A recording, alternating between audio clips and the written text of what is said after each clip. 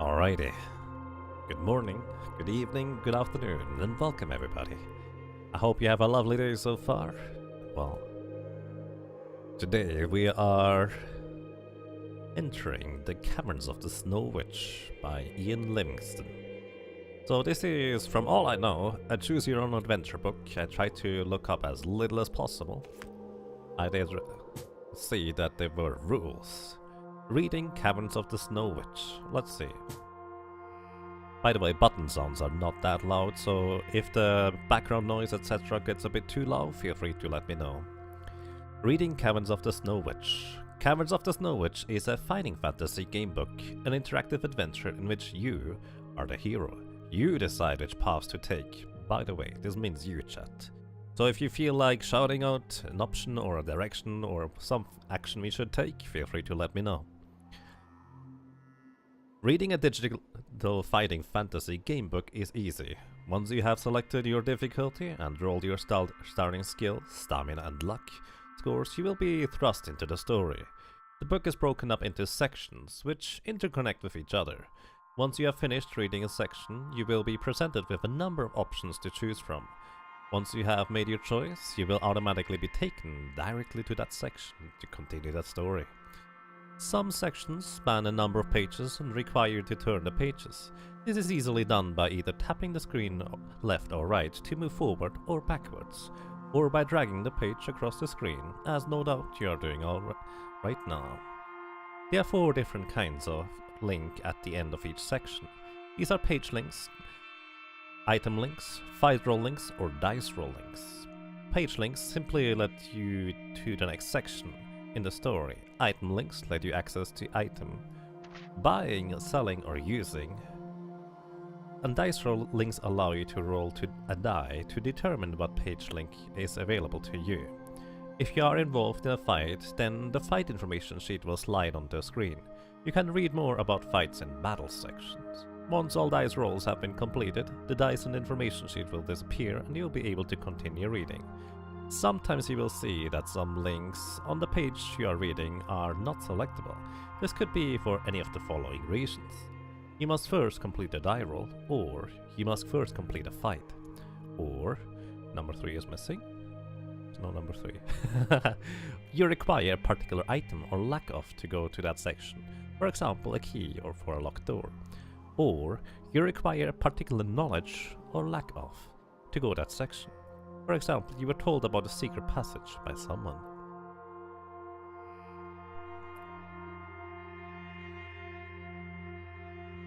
What microphone do I have? I have a Rode microphone, RODE condenser.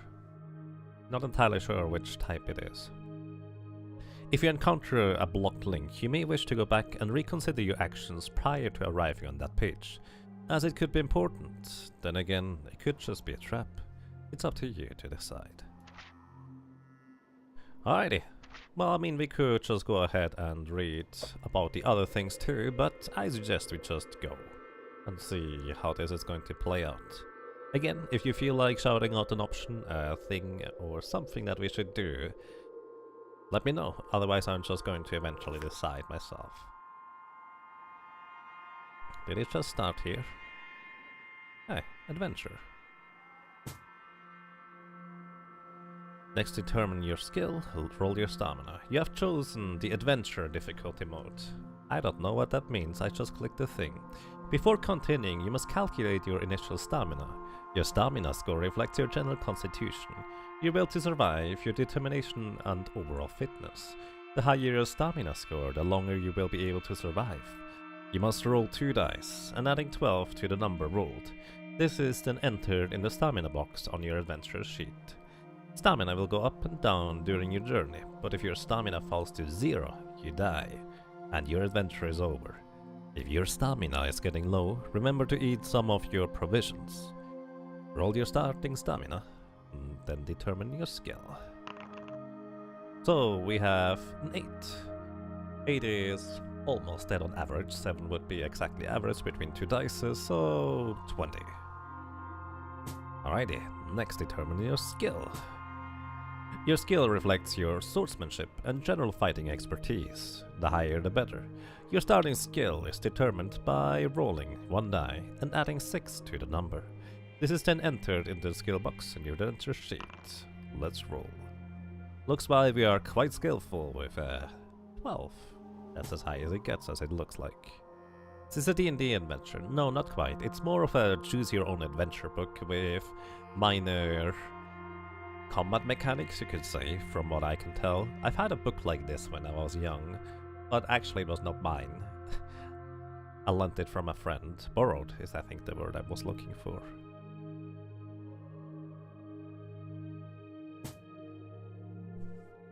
And Strambordus, to answer that, I have my condenser microphone into a Scarlett 2i2, I think it's called, which is kind of a sound interface. It's USB, yes, in the end. So, your luck score indicates how naturally lucky a person you are. Luck and magic are facts of life in the fantasy kingdom you are about to explore. Your starting luck is determined by rolling one die and adding 6 to the number. This is then entered in the luck box on your adventure sheet. Let's roll the luck. And we are really not lucky, so we need to be better good rather than lucky. Choose potion to take with you. In addition to your other starting equipment, you may take one bottle of a magical potion, which will aid you in your quest. You may choose to take a bottle of any of the following. Potion of Skill restores skill points. Potion of Strength restores stamina. Potion of Fortune restores luck points and adds 1 to initial luck. We may want to use luck. What do you guys think? These potions may be taken any time during your adventure, except when engaged in a battle.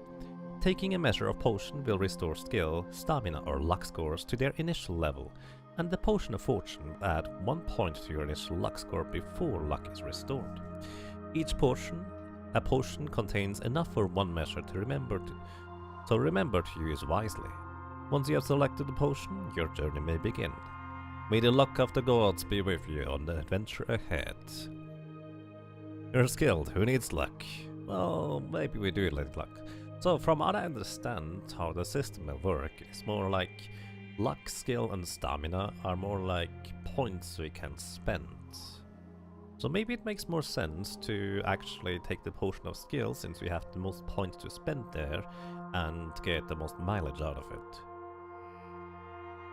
We rolled low on luck, so let's go with Luck Potion, Eagabus says. Well then, we have chosen. Are you sure you want to go with Potion of Fortune? Yes indeed. Let's continue. Winters in northern Alansia are always cruel and bitter. Alansia? Is that about right? The snow falls thick and the icy wind blows hard, chilling everybody to the bone. For the past few weeks you have been hired by a merchant called Big Jim's son to protect his trading caravans as they roll their way slowly north to the frozen outposts. The horse-drawn carts are laden with cloth, utensils, weapons, salted meats, spices and tea, which are traded for furs and ivory carvings made from mammoth tusks. Big Jim is not usually worried about traveling north, as bandits only attack his caravans on the return journey. He is not alone in recognizing the value of the northern goods. On this particular trip, you are walking ahead of 6 carts across a frozen lake. In the distance, you can see the snow-capped peaks of the Ice Finger. The Ice Finger Mountains, jutting out of low cloud. Your destination lies at the base of the mountains, where the Northmen meet to trade. Snow is falling, but not too heavily. You stop to prod the ice with your sword to make sure it can bear the weight of the carts. When suddenly, the shrill call of a hunting horn breaks the silence. You stand up and run back to the cars to talk to Big Jim. He's sitting next to the driver of the second cart, puffing on a long briar pipe. A huge man with a great bushy beard, Big Jim is obviously a man to be reckoned with. His bright blue eyes scan the horizon, searching for signs of life. In a deep voice he says, "Sounds like it came from their outpost. Reckon you better go and investigate. Could be trouble. And get back quick. You set off straight away towards the outposts and the base of the Icefinger Mountains. You arrive 2 hours later at a scene of ugly carnage. The snow is red with blood and all wooden huts are smashed and torn down. 6 men lie dead, their bodies slashed, their axes at their sides in the snow. Judging by the size of the footprints, the creature that attacked the outposts must have been enormous. There is nothing you can do for the unfortunate Northmen, so you head back towards Big Jim's caravan to report the news. You reach them in an hour, just as the daylight is fading, and relate the terrible events that have befallen the outposts. Big Jim orders the carts to be drawn into a circle to protect his men during the night. A large fire is built into the center of the circle, and you sit down beside it to talk to Big Jim. Everybody is nervous, and the guard is posted to watch for signs of movement outside. In a low voice, Big Jim asks you if you will hunt the terrible creature, or otherwise his business will be ruined forever. You smile and reply that you will track the beast, but only for a purse of 50 gold pieces. Big Jim's jaws drops open, and it takes a great deal of persuasion before he agrees to your demand. The snow finally stops falling as you settle down for the night. Sleep is a long time coming, where your mind is active with thoughts of the impending hunt. When you wake just after dawn, the fire is reduced to dying embers. Wisps of smoke rise gently into the morning mist, and not a sound is to be heard. You walk over to where Big Jim is sleeping and tap him on the shoulder. He wakes with a start, and you tell him that you are setting off and hope to be back later in the day. You wave to the guard as the snow starts to fall again and make your way back to the outposts. Now turn over. By the time you reach the outpost again, the bodies are blanketed with snow and the beast's footprints are covered over. The visibility is poor as you set off toward the mountain, where you hope to find the abominable killer beast. The snow on the mountainside is soft and you sink in up to your knees as you climb slowly up. You soon find yourself at the edge of a crevice, which is spanned by an ice bridge. If you wish to cross the crevice by the ice bridge, turn to page 335. If you would rather walk around the crevice, turn to 310. Where do we do? Where do we go? We could just choose the ice bridge, which seems a bit suspicious. Or, well, we could just take the long way around. Maybe finding some things in the area. What do you guys think?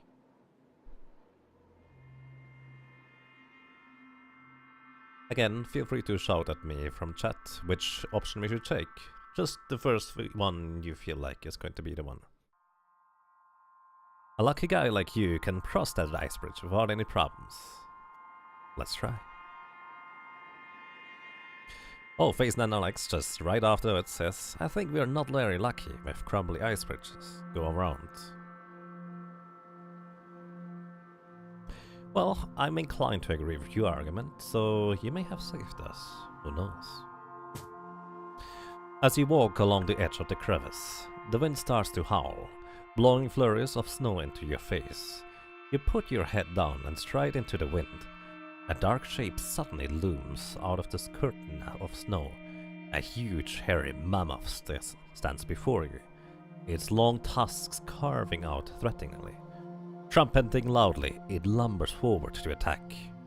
You must fight. There is no way around. Let's fight on. We have 20 stamina, 12 skills. And the mammoth has 11 stamina and 10 skill. We might be favored. Maybe.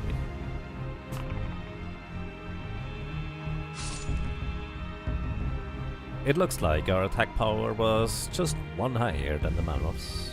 I assume that means we kind of win this little mini battle. Or we could test our luck. I'm not sure what that does. By the way, the music might be a bit louder now, so feel free to tell me whether I should turn it down a little. Also, do we fight on, or do we test our luck? Don't have that much luck. Probably uses a point of luck. Probably.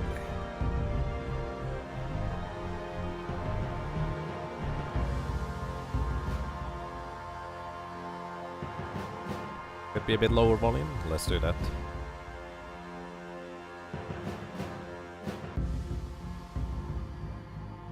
Alrighty. Feel free to tell me whether it's continuing. Alrighty, I feel like we are not the luckiest ones, so let's just continue fighting, because our skill seems to be what is really valuable here.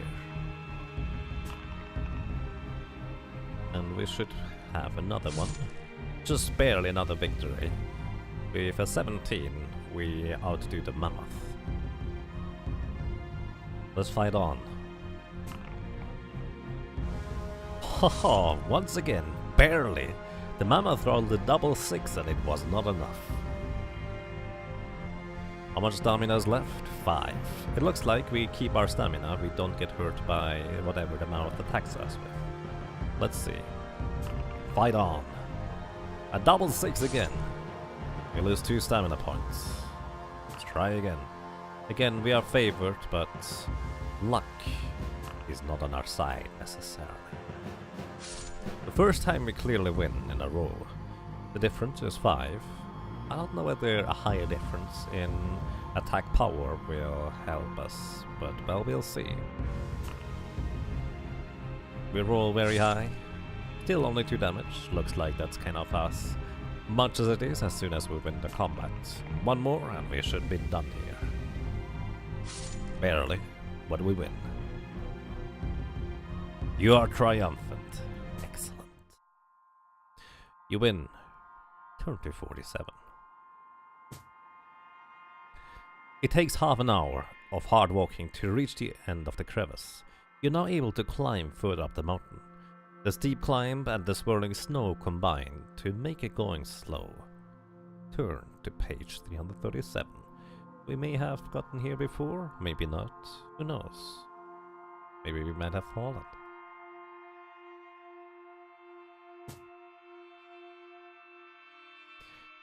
The snow is beginning to fall very heavily. Swirling around in a strong wind, a blizzard is starting. If you wish to use your sword to dig a shelter in the snow, turn to 281. If you would rather press on, go to 229. Well, it's pretty heavy snow, but what do you guys think? Are we strong enough to just punch through it? Or however you would like to put it? Or is it more sane to briefly build a shelter? A shelter will cost us some time. How much value time has, I do not know. You got a nice mammoth pelt now, should keep you warm. That would be to be assumed. So, in that case, let's dig a shelter. You hurriedly cut blocks of ice out of the mountainside and build a makeshift igloo. You crawl into it as the blizzard blows down the mountain with ferocious power. Your body heat is retained inside the igloo and you keep warm. However, you must eat 2 portions of your provisions. You regain your strength after the tiring walk and the effort of building the igloo. This does not increase your stamina. So basically, we just lose provisions. We probably would have also lost provisions, or we might have straight up lost stamina the other way around. Who knows? An hour later, the blizzard dies down, and you crawl out of your shelter to continue on your quest. Page 169. Underneath an overhanging rock, you see a small wooden hut built against the side of the mountain. Its roof is piled high with snow, and long icicles hang down from the window ledges. You see a set of deep footprints leading from the hut up the side of the mountain. If you wish to enter the hut, go to page 36. If you would rather follow the footprints in the snow, go to 190.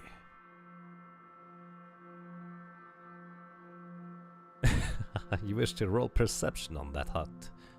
It might be wise to investigate the hut first. Maybe not necessarily entering it, but that does not appear to be necessarily an option.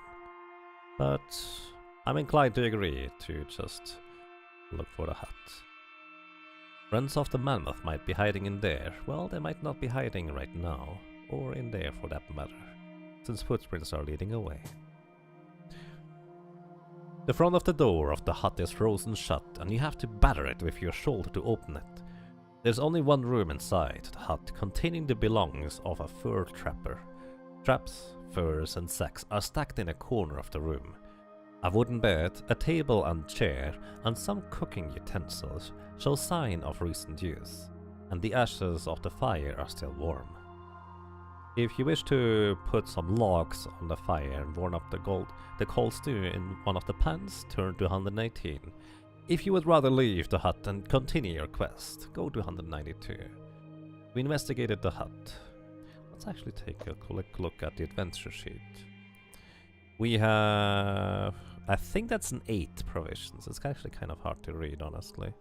Also, the information is kind of cut off at the bottom for me too. We have a sword in hand, and maybe that's all the information we get, or there might be more information down there that I can't see because of the resolution. That would be rather unfortunate. I think there was actually more. Let's see real quick.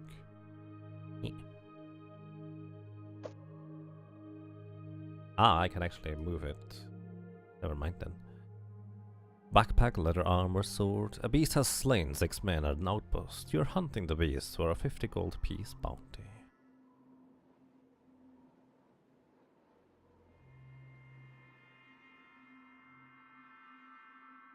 Leave. Smells like comedy. We're just rested. Alrighty, let's leave for now. We did investigate the hut after all. Well, that's alright. As you are about to leave the hut, you catch a sight of some weapons lying under the bed. If you wish to take a couple of them with you, turn to page 255. If you do not wish to be encumbered by additional weight and would rather leave without the weapons, go to 263.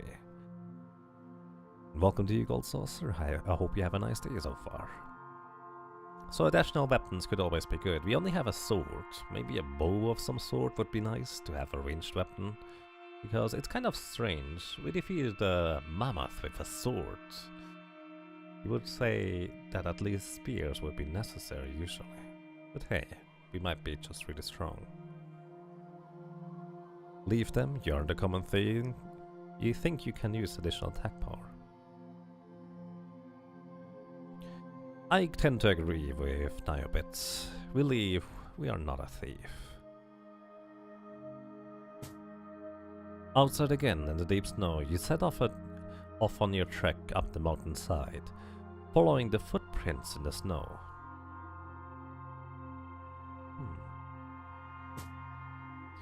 The high altitude and thin atmosphere make you pant for breath as you continue your steady climb. You lose 1 stamina point. If you're still alive, we continue. Suddenly, you hear the cry of a human voice, followed by a ferocious roar. Not far ahead, you see a fur trapper fighting for his life against a gigantic bear-like beast, with long white fur and sharp teeth protruding from his jaws. It is the killer beast you have been hunting. It's the abominable Yeti! You watch the unfortunate trapper being gashed by the Yeti's claws and falling face down in the snow. Incensed by the vicious attack, you scream at the Yeti and run through the snow to attack it. Turn to page 77. Are you carrying a spear? No, we don't have a spear. That would be nice though. You do not have a spear? Go to 378. You draw your sword and lunge at the huge beast. You must fight. We don't have a choice. Well, it looks like we're slashing already. Quite good. It is very skilled. It has only 1 less point than us, but we are one of the strongest warriors. Would we like to test our luck sometime, just to see what happens? Should I have taken those weapons? Maybe. Maybe the sword is a better weapon. Let's fight.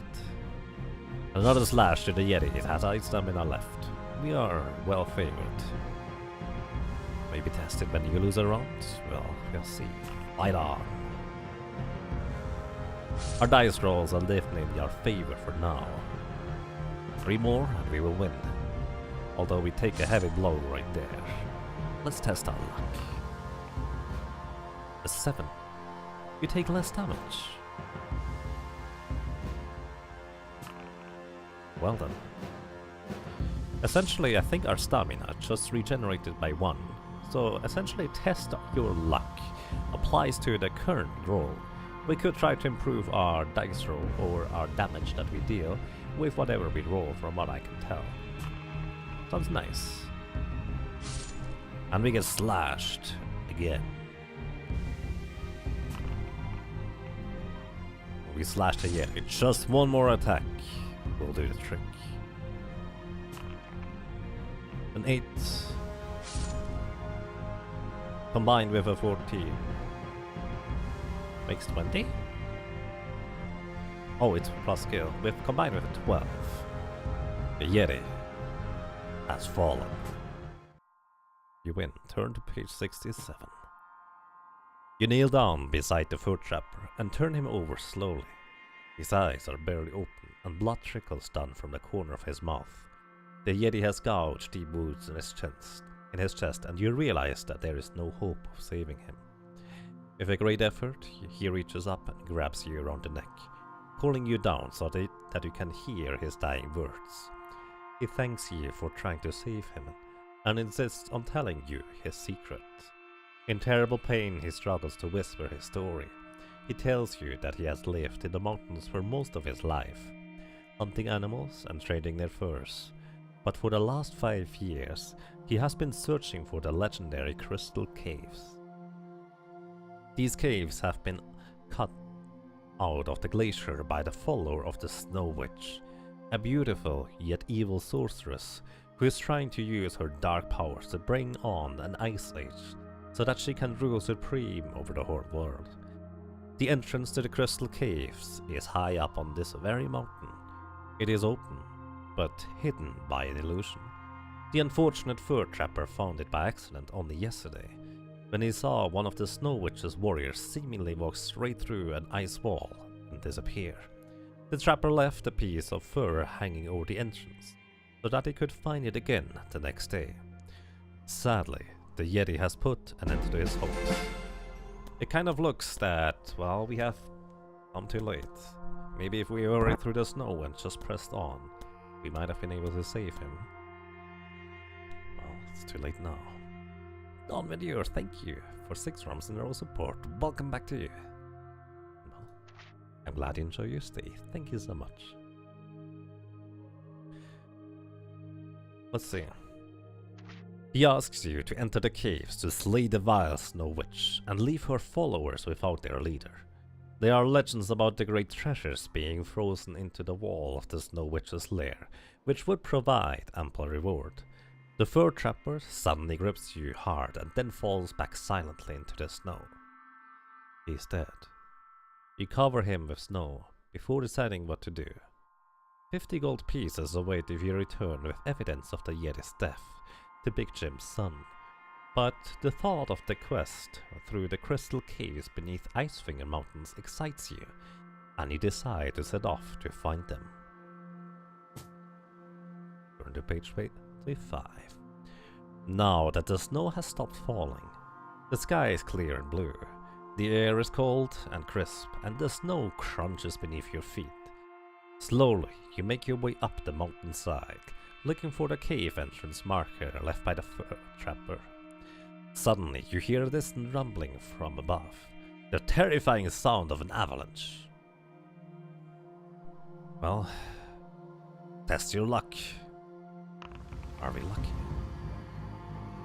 You needed to roll under your luck score of 6 and rolled a luck score of 10.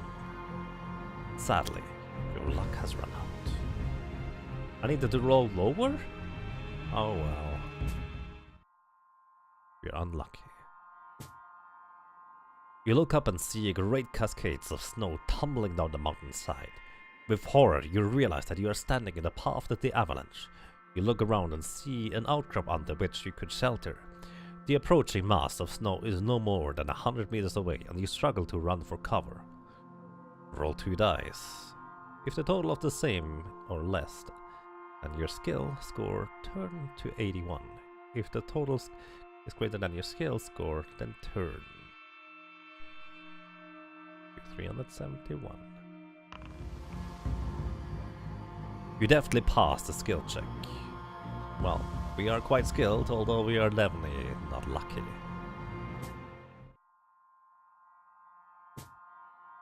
You dive under the outcrop of the snow, as the snow crashes down all around you, pressing yourself as close as you can against the ice-covered wall of your shelter. You wait until the avalanche has passed by. With a sigh of relief, you set off again in search of the crystal caves. Essentially, we didn't lose anything, although it might have delayed us a little bit. By the way, in case anyone is wondering, what is up with those page numbers being all over the place? Essentially, the basic idea is that you would like to have a choose-your-own-adventure book, but in order to prevent people from, well, kind of cheating, you just kind of have those little bits and pieces of what is happening next in which passage on all over the place on pages. The idea is that you have a physical book in your hand, so you turn to page 250 and then it's either back to 50 or you go forward to 312, something like that. Essentially, there is no clear way for you to determine unless you literally read everything and note down the exact paths that you can possibly go. So this is a choose your own adventure type book, just kind of as an explanation. It looks like we have to turn left or right, so you guys can already choose. I'm not entirely sure what it will be about yet.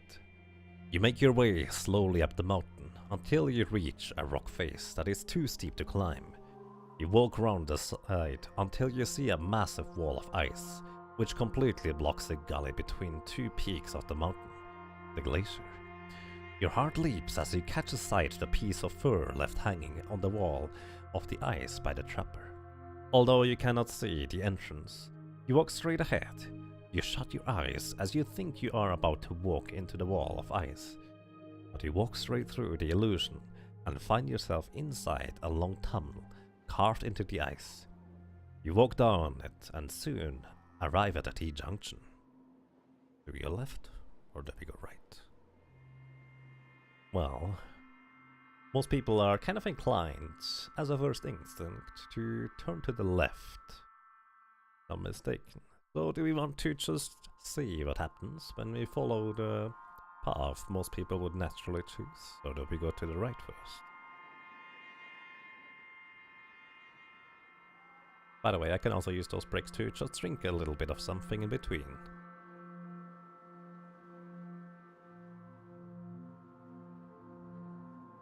Good thing you have that luck potion. Oh, I think luck has run out, didn't necessarily refer to the luck here. Although it did cost us a point of luck. So it definitely is kind of like a resource. Now your bit says left, so we turn to the left. The tunnel bends round to the right. As you turn the corner, you almost bump into a tall, pale-skinned humanoid coming the other way. He's wearing a white cloak with a hood pulled over his head. He's a mountain elf, one of the Snow Witch's follower. What will you do? Walk past him? Tell him you have come to join the Snow Witch's followers. Attack him with your sword. So, do we want to just pretend that we are already part of the crew and just walk past him casually? Do we want to tell him, hey, I would like to join? Maybe. Do we just straight up try to slay him so he can no longer be in our way? iFotch says, attack him! As you draw your sword, the mountain elf lets out a shrill battle cry, pulls back his cloak and grips his sword. He must fight. Well then, let's fight on. He only has 6 skill and 6 stamina. An easy prey. We slash him. We need to fight on. Slash him again, no problem. The combat has lasted long enough. We win without any scratches. The mountain elf stamina falls to 2. Turn to 305. The wounded mountain elf calls out for mercy. If you wish to slay him, turn to page 351. If you wish to spare his life, turn to 204. The person that cried out for battle. Ifotch decides to spare him, because we're not that cruel. You might have information as Neobits mentions. The elf slumps on the floor and pulls back his hood. You see a metal collar around his neck, glowing in the semi-darkness. Obedience collar. He stammers in pain. Makes us do whatever she wishes. If I die, it will lose its energy, but she will know and send others to investigate. Elves, and even we, mountain elves, would not serve the Wa witch of our own free will. Kill her and free us. I bear you no grudge for attacking me, for you knew no better. Take my cloak to disguise yourself and follow this tunnel to where it branches. Take the right-hand fork. Now I must rest. You put the elf's cloak around your shoulders and make him as comfortable as you can. You shake his hand and run off down the tunnel. Looks like attacking and sparing him might have been actually a pretty fascinating choice.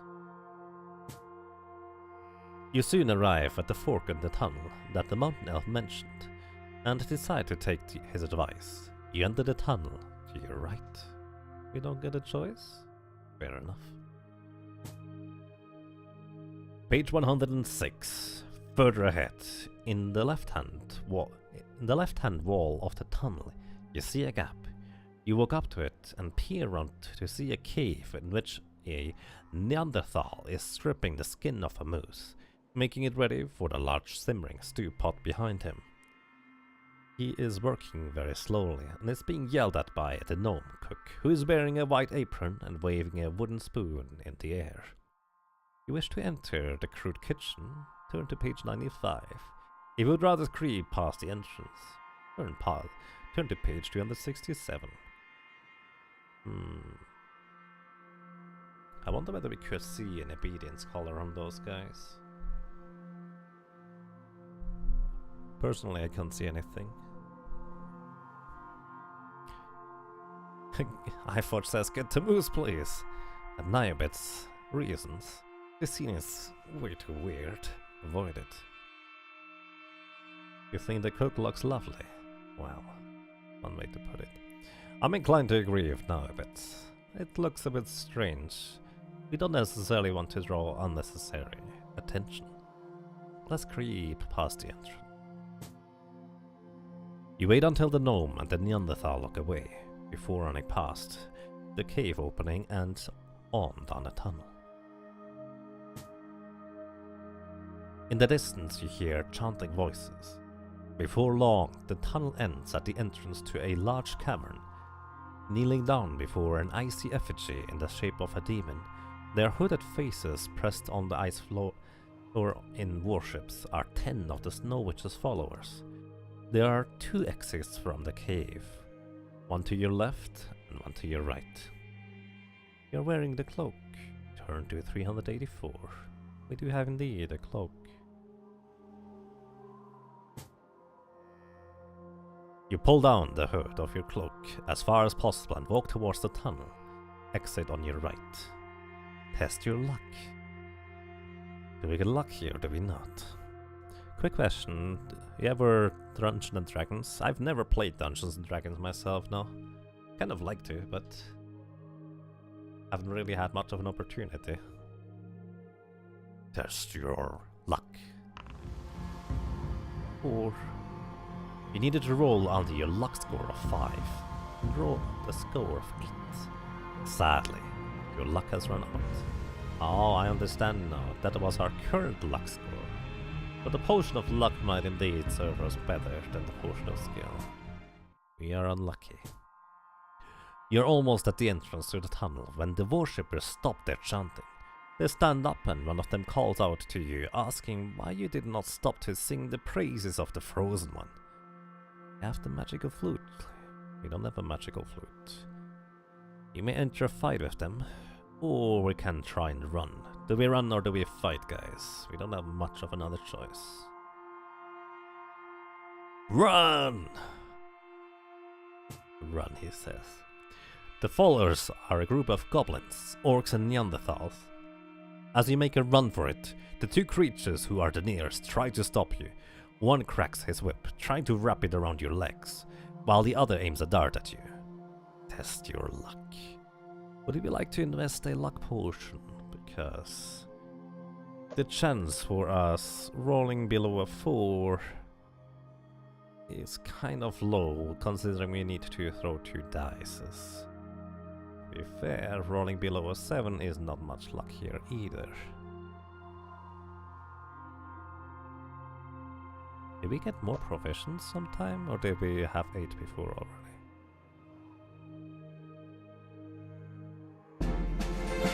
Oh, Matthews, thank you. Appreciate your continued support. Welcome back for 5 rounds in a row. And well, I'm glad you enjoy your stay. Let's just test our luck. This is not going to go well. Oh, your luck has run out. We are unlucky a second time in a row. Both the whip and the dart speed towards you. One of them is going to hit, but which one? Oh, you roll a 1, 2, or 3. Going to be one or the other. We roll a 4. Page 177. The whip misses you, but the dart plunges into your arm. Pulling the dart from your arm, you flee from the followers and run into the tunnel. You lose 3 stamina points. You're still alive. Go to page 137. The tunnel ends quite soon at the T-junction. To your left you can hear cries for help. If we go to the left, guys, following the cries for help. Although we turn to the right, avoiding where obviously more of those followers would be. Where's the skill check to dodge both? Well, we needed to get lucky, but not skillful in this case, because we were not even looking at what they threw at us. Do we go left? Right before left? Well, we have 2 opinions. One says maybe left, the other one says maybe right. We're strong. Maybe.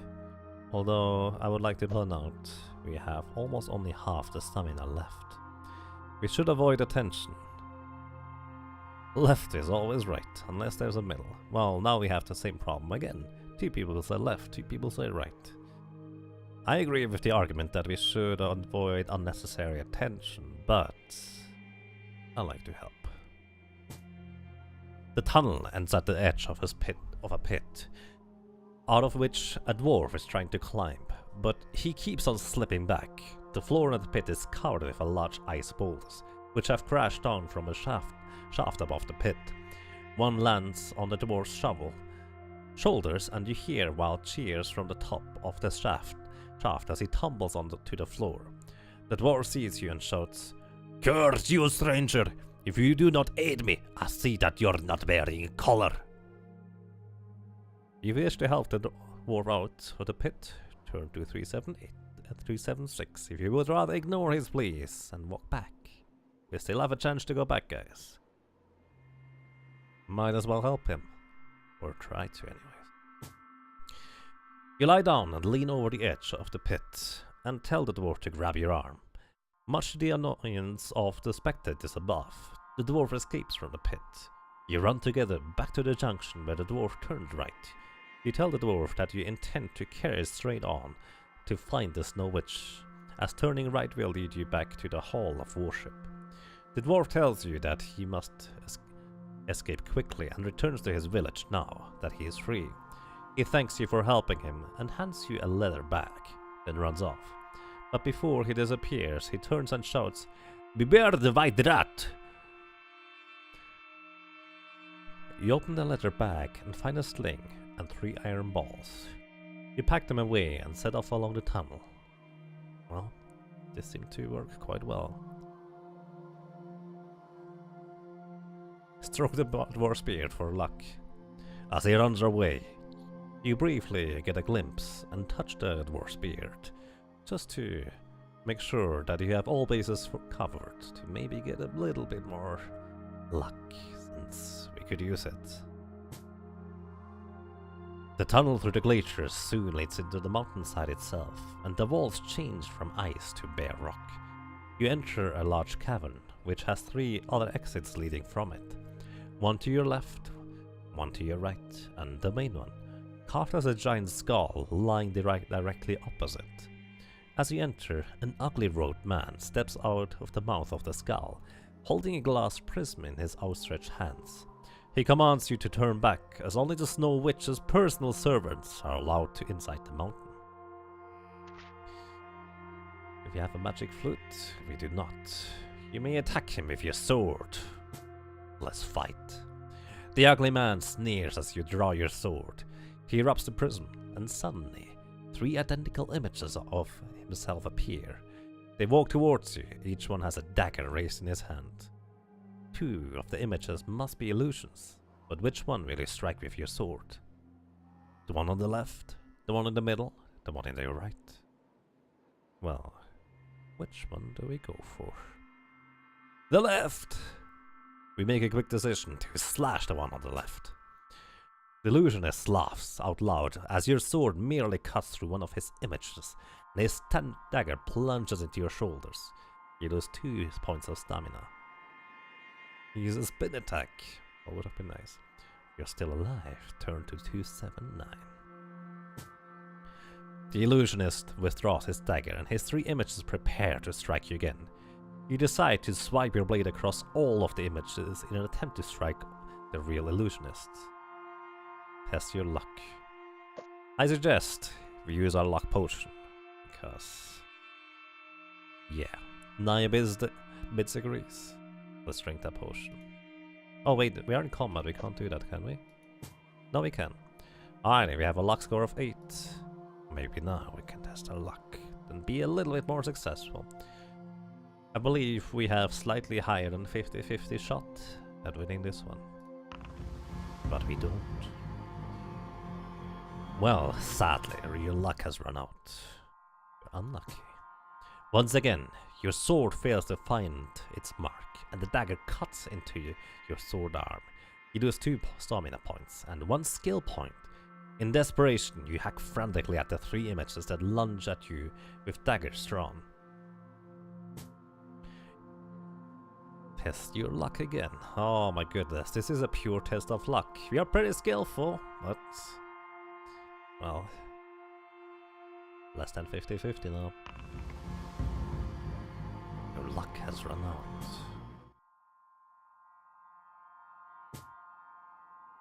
We still have 7 stamina. You swing your dagger at one of the illusionists. Wait, I have daggers? I have a sword. You feel a glimmer of hope as the dagger appears to connect. Your smile quickly fades away as the dagger passes straight through. You lose 1 luck point. They may have that one already. Once again, your sword fails to find its mark, and the dagger cuts into your sword arm. You lose 2 points of stamina and 1 skill point. In desperation, you hack frantically at the 3 images. Test your luck. You don't get lucky. You lose 1 luck point again.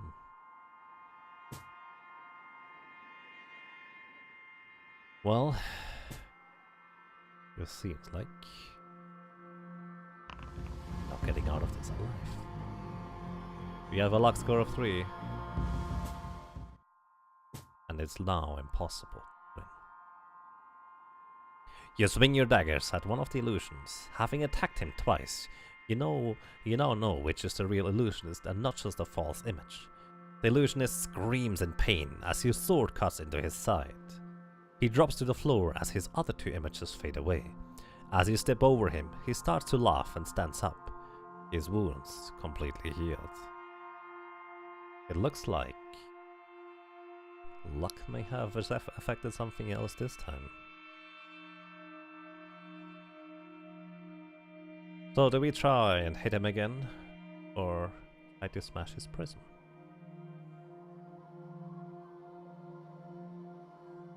Crush it, Iforce says. Smash the prism. You pretend to give up the fight, and then suddenly leap at the illusionist, catching him momentarily off guard. You manage to catch the prism out of his hand and throw it on the floor. It shatters into tiny pieces, and the illusionist turns and flees into the skull mouth, screaming at the top of his voice. Smoke rises from the shattered fragments of the prism. It forms itself into the shape of a bald, fat man. A genie, hovering in midair. He bows and thanks you for releasing him. He tells you that if you call on him, he will make you invisible, just once, as a token of his gratitude. Without saying another word, the image shimmers and disappears, enough to decide which way to head. Looks like we barely survived the encounter, thanks to our high stamina, but our luck is drained. Well, do we go on the left, the right, or the main tunnel? The fall, going all the way to the skull. I'm actually going to take a slightly longer break, so feel free to discuss which one we should take. Give me a second.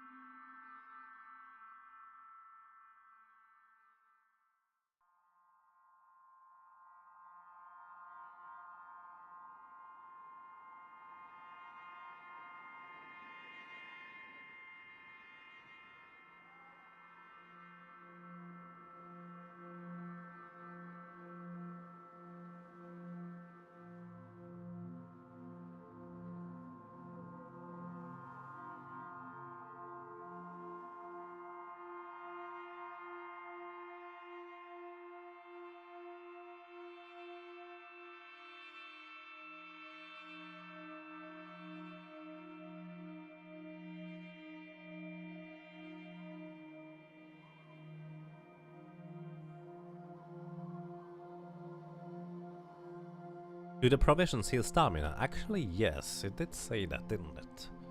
I guess we definitely should take some provisions before we try to venture on. This would make some sense. One provision gives us 4 health back. I suggest we go back to up to 11. Actually, let's go to 15. Because if we get more encounters where luck is basically required, well, we don't have any. So, now, iFort says, well, the skull mouth does not at all sound fishy. Alright, in that case, we go down the skull mouth. You have decided, because you think it looks safe. The tunnel soon leads into another cavern, where you see a huge, white-bearded man wearing white furs, lifting a wooden chest on a high shelf. He is a frost giant. There is only one other exit out of this lair, via the tunnel in the opposite wall. If you wish to run through his lair into the tunnel, go to 243. If you wish to attack him, turn to page 112. Well guys, what do we go for? We are pretty skilled. Maybe the contents of the chest could be useful. Never attack frost giants? And phase none, Alex. Rest well and good night. Also, just kind of as a little reminder to anybody. Everybody, even if you don't know anything about this, like you have literally just turned up. If you feel like, oh, attack a frost giant, let's go. Feel free to tell us that. Anybody can make a decision. I will usually choose whatever will be mentioned first, unless I feel particularly one way or another. If there's no decision by the chat one way or another, I'm going to just make one myself eventually. Turns out, Niobit says, maybe take another provision and fight him. Yes, the chest does look pretty good. And I'm always up for a good fight. You have really no idea about this. This is perfectly fine, I thought. I really appreciate your partaking. In this case, a test of luck is not our thing, but a test of skill might be what we need. The frost giant has not yet noticed you. His face is creased as he concentrates on his task, oblivious to anything around him. If you have a sling and wish to use it against a frost giant, turn to 373. If you'd rather fight him with your sword, turn to 292. Well, slings against a frost giant. It wouldn't sound like a little pebble wouldn't do much against him. Sure, we have a sling. The sling might be useful for other cases as well, though. Alrighty. Niabits and Iford says, let's use the sling. We place an iron ball in the sling and twirl it around your head before releasing it at the frost giant. Roll 2 dice. If the number of the total is the same or less than your skill score, turn to 12. The total is greater than your skill, turn to 352. Well, we have rolled. We definitely passed the skill check. We need to roll less, and we have a lot of skill. So, we win. Maybe. The iron ball flies through the air and hits the frost giant on the temple. His huge frame crumples to the floor like a house of cards. The wooden chest he was lifting breaks open, spilling its contents. You find 3 ornate rings and a cracked bottle which emits a sweet, scented odor. If you wish to try on any of the rings, or would you rather walk through to the next tunnel? Essentially, we win without really fighting. We appear to have one-shot him. Maybe. Do we try on the rings, or do we just go on? If our plan was initially to just get through the cave, we might as well have run. Although, that might have required some luck, which we didn't have. Check out the bling? Well, we check out the bling then. Try the rings. Let's do this. What could possibly go wrong with magical rings? Having rubbed the bottle and sniffed your fingers, you decide that it is only perfume inside. You examine the 3 rings and decide which one to put on your finger. Put on the gold ring, the silver ring, or the copper ring. Personally, I like copper, because that's my preferred color of the 3. Lethlin says silver. Iford mentions gold. Well, I would say I suggest that in this case, Lethlin was slightly faster. Let's try the silver ring, also Niabits mentions silver. Might be vampires nearby, who knows. You're now wearing a ring which drains your life force. Roll a dice. The total will be deducted from your stamina score. Oh boy.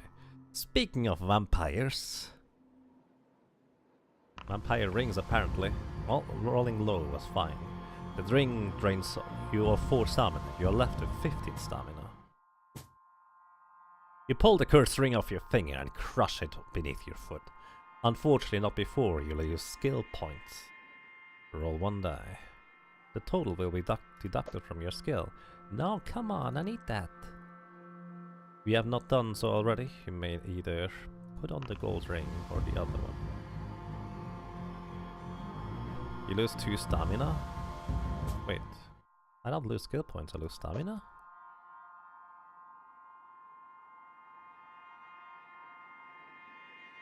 That wasn't quite accurate. Eevee mentions, let's try the copper ring. Let's just do it. You're now wearing a magic ring which has the power to summon a warrior to your aid once only you gain 1 luck point. Once only you gain 1 luck point.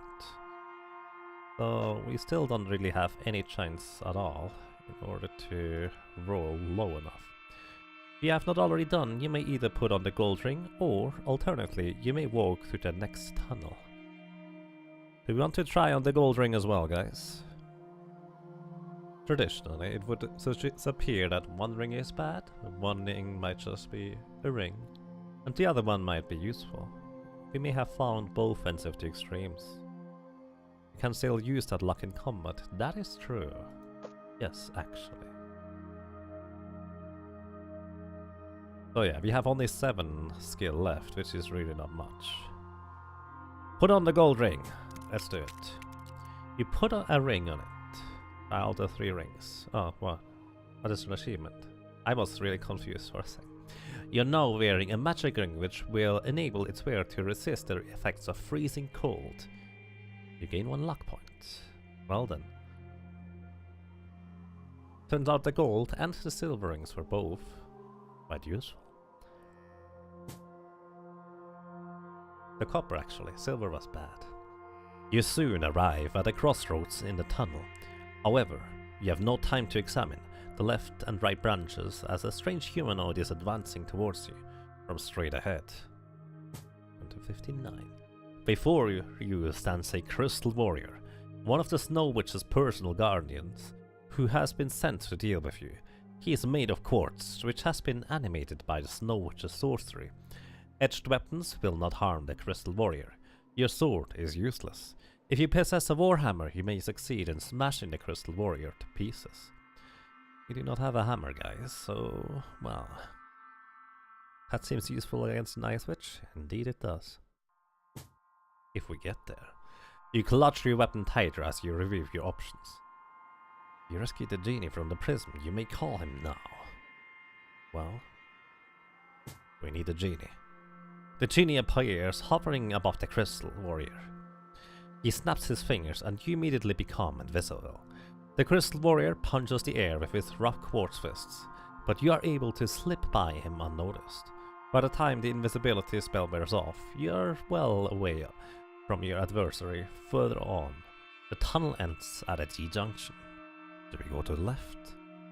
Or do we go to the right?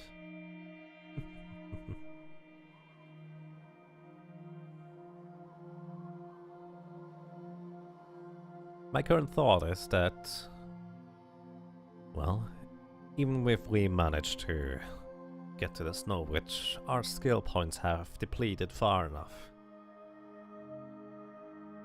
that we likely will not beat her. So if we find an opportunity to rest, something of that equivalent would be good. Where did we go previously? Into the skull. Well, so there's both a left and a right tunnel left. We went in the middle essentially. Left, right. Well, I would suggest then we go just left. The tunnel ends at a wooden door which opens when you turn the handle. You walk into a massive high-ceilinged chamber which ends in a wall of ice. In the center of the chamber is an open marble sarcophagus with its lid propped up against its side. A white rat suddenly jumps out of the sarcophagus and runs towards you. It stops in front of you and starts to grow and change shape. Well, you'll not have whatever is required. The creature soon towers above you and develops a rough white reptilian skin. Its neck extends to support a giant head with smoking nostrils, and wings protrude from the back. Before you stands an ancient white dragon. From its gaping maw issues a stream of freezing cold breath, aimed straight at you. You brace yourself for the chilling blast. Beware of the white rat. Oh! That's true, the dwarf did say that, didn't he? Figured he was referring to the witch. In leaping out of the way of the icy breath, you discover the gold ring protects you from this attack and weakens the dragon by removing 2 skill. You must fight. Well, we are not favored by any means. He has 12 stamina, we have more, but we need to get lucky. We can also improve or invest our luck points. However, we may want to do so when we actually deal damage to him. The white dragon hits you. He slashes at you again. We might be lost here. A level 1, a critical failure. This might seal our fate. We managed to slash the dragon. Can't we use the copper ring? The copper ring was automatically used. Oh, the copper ring. No, it doesn't seem to give me that option. I see what you mean, summoning a warrior. Probably something rather specific. I suggest we test our luck and hope You do less damage. Well, we do a lot less damage now. That was no good. We slash him again. I didn't expect the luck to be like that. So maybe testing on luck is not in our favor. The white dragon hits you again. You need to get lucky. There is no way out of this. The white dragon slashes at you again. You're on the brink of death. Let's test your luck. You're unlucky. You're overcome by your enemies. If you're defeated, you are dead. You have succumbed in your quest to find the crystal caves and locate the treasures of the Snow Witch. The end.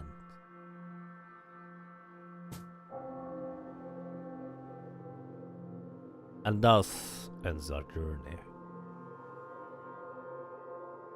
Overcome by your own misfortune.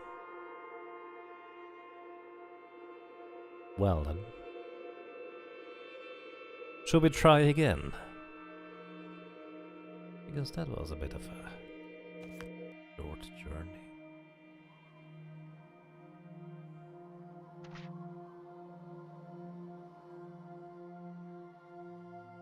Let's see. Actually, I haven't read this one here before, have I? I thought it would be the entire intro again, that I've already read in the rules, but let's actually read this one. Before embarking on your adventure, you must determine your own strengths and weaknesses within a series of dice rolls. You have in your possession a sword, some leather armor, and a backpack containing provisions, food and drink for the trip. You have been preparing for the quest by training yourself in swordplay and exercising vigorously to build up your stamina. You must first choose from one of 3 difficulty settings. This gamebook has been designed for optimum challenge on the adventure difficulty mode. For newcomers to fighting fantasy, we recommend adventure or free read modes. For older readers already familiar with the printed versions of the gamebook, we recommend hardcore hero mode. So adventure was basically just normal mode, and so we chose this one just straight up, and that sounds like a plan. Play Caverns of the Snow Witch, exactly how Ian Livingstone designed it. Very little has been changed from the printed version. Your starting stamina is calculated as we already experienced. And here we go. We could also go for a free read if you would like to do so instead.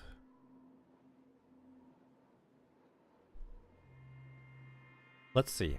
If you have beaten, hardcore hero, if you have beaten Caverns of the Snow Witch in adventure mode or have read the printed form of the gamebook before, test your courage on Icefinger Mountain with the ultimate challenge. Your starting skill is calculated by rolling 1d6 plus 4, thus making you weaker. You also start the adventure with only 3 provisions. You still receive unlimited bookmarks. Oh, bookmarks? How do I have bookmarks? That's actually something I didn't notice, I guess. Free read is kind of cheating? It is indeed. Play Caverns of the Snow Witch like an old school cheater. Literally tells you that. Free read is set up the same as adventure, but is different in that it gives you 3 points to easily negotiate your way through the book. The back button, you can move backwards to the previous page. Should you take the wrong direction, you can back up and choose another path. Free choice button, you can lock all links irrespective of whether they are available, so you can easily negotiate tricky parts of the story whether you require certain items. Heal button, you're able to fully heal yourself at any time, so you'll never run out of stamina. Which ones do we choose? I think adventure mode was quite fine. Top right, you add bookmarks in the game. Right, I figured.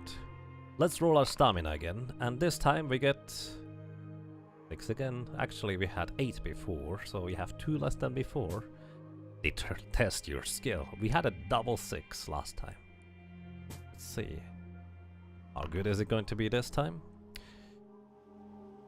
Oh boy, our skill is 7. Test your luck. We get a 4. It's significantly better luck than what we had before. Now we choose the potion. We could restore our skill, stamina or fortune. Stamina seems like the least interesting option, as we could just use our provisions to recover it. Luck seems to be kind of a big deal. If we run out of luck, well, we might be in peril. At the same time, every time luck is being tested, you lose 1 point of luck regardless, making it more difficult to get luckier next time. The potion of skill would have allowed us to regain our power in order to try and defeat the dragon. Maybe this one would be of help next time. iFudge says skills. Let's check the potion of skill. I'm just going to move through these adventures. Essentially, we are hunting a snow beast. And now we have choices already. By the time you reach the outpost again, the bodies are blanketed with snow and the beast's footprints are covered over. The visibility is poor as you set off towards the mountain, where you hope to find the abominable killer beast. The snow on the mountainside is soft, and you sink in up to your knees as you climb slowly up. You soon find yourself at the edge of a crevasse, which is spanned by the ice bridge. Let's cross the ice bridge. Let's do so. Hey Recordactylus, welcome to you. The bridge is quite narrow and very slippery. Need to test our luck. You are lucky. You need a luck score of 10 and roll a luck score of 7. You need to roll lower than your luck score. Excellent. Did this actually cost us any luck? Yes, it does indeed cost us luck. If you are lucky, turn to page 41. You tread carefully over the bridge, safely cross the crevasse. You continue your slow trek through the snow. Using your sword, you cut hand and toe holes into the side of the crevasse and hold yourself up. The wind starts to howl, blowing gusts of snow into your face. You put your head down and stride into it. Above the howl of the wind, you suddenly become aware of another sound. The howling of wolves. You try to draw your sword while trying to peer through the snow. As if out of nowhere, 2 snow wolves appear in front of you, hunched, ready to pounce. They are completely white except for their blood-red eyes. Suddenly, one leaps at you. You must fight. Well, he has a skill score of 8, which means the wolf is favored. We now speed the wolf's roll by at least 2 in order to damage it. We take damage. The total roll for the wolf ends up being 15. We roll 11. Strike. We both miss. We had good rolls, but apparently this is by no means enough.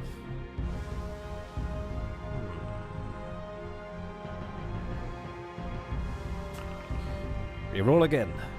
This time we damage it. We could invest our luck to try and improve the damage we deal, or maybe we'll deal less damage. By default, you always deal 2 damage. Maybe it would be useful to test our luck to just gain 1 more point of damage here. And we succeed. We do 2 more damage, an entire strike worth. We roll a 17 total. The wolf is almost dead. Let's fight on. We can do this. With another lucky roll, we have defeated the first snow wolf. Now you must face the second snow wolf. Turns out, we might not be as lucky this time. Or will we? We need to roll at least 2 higher than the wolf, and this time we succeed. Our stamina is still in good shape. The wolves, however, they are vicious and are fearsome. We have trouble hitting them, trouble fighting back, and they keep gnawing our skin, hitting us again with their teeth. Again, and again, and again. We're at the brink of death. A lucky strike allows us to continue on. Maybe we can get even more lucky. But this time, it is not to be.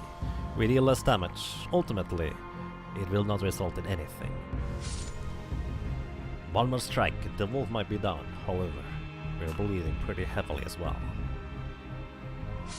The wolf managed to bite off our toe. What do we do? One more strike. We both miss. The vicious battle rages on. Both of us are at the brink of our death. We could test our luck again, maybe. We could prevent death. Turns out, the unluckiest gets more unlucky. You're overcome by your enemies. You're defeated. You're dead. You succumbed on your quest to find the crystal caves and locate the treasure of the Snow Witch. We don't even know yet what that is. The end. That was quick and neat. That was pretty unfortunate.